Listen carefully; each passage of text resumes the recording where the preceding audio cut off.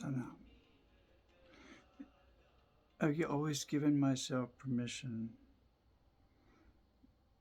to expand the conceptual part of just being able to look at myself in a sense, not just in this mirror image, but myself, what that what reference point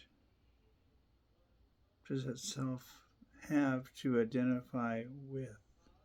And you examine that whole conditioned mind psychological matrix, and it always manifests back into the biological substratus that it manifests in. This is the only way that we have a perceiving reality is through this biological form. And once you kind of get a grasp of that and you realize, well, then this is subtle neurotransmitter driven chemical balance is going on here. How can they're obviously adjusting through nervous systems and stimuli outside? What would be a way to stabilize that particular matrix that you find yourself in? And it would have to be back into your own body. That's why this yoga, this form of interactive, energetic consciousness seems to be accurate, seems to be the best way to expand not only the horizons of consciousness, but in a way you can actually get deep enough into this to work on the neurotransmitter driven part of this. You can talk to yourself in a way to seemingly open up those pituitary pineal endocrine, and you can kind of light up this whole Kundalini Mata Shakti. And it feels like that.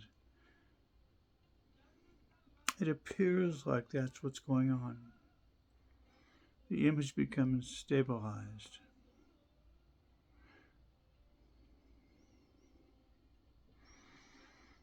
It's the part of ourselves that can look that deep within ourselves as a holistic being here, as a representation of consciousness, you, me, manifesting itself in real time as itself, and the implication of that.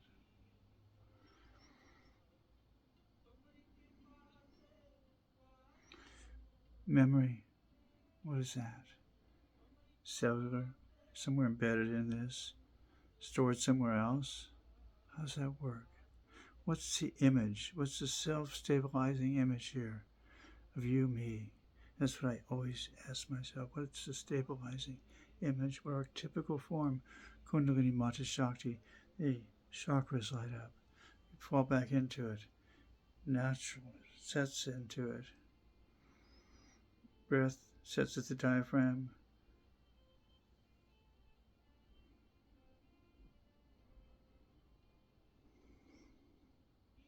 And since it does light you up, you might as well just share that lighting up with your own pituitary pineal neurotransmitter driven endorphin.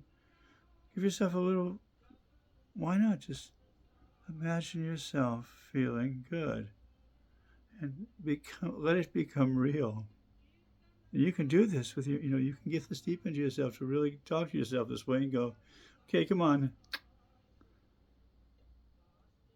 And kind of imagine those neurons moving around and going, okay, well, why not? It's just a way of, playing with this image consciousness. That's all this is, guys, is image stabilization. It's just different ways of observing it. Find a way that, and you have to find, I have to find, and I am finding, I finally found a way, that kind of thing. That. So it's the image of the Kundalini actually and allowing it to manifest in this biological form.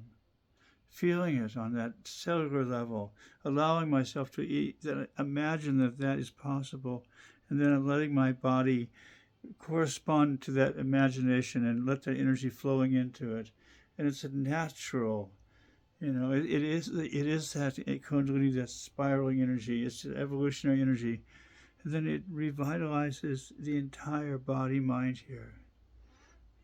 And you start to inhabit the reality of who you are. So now.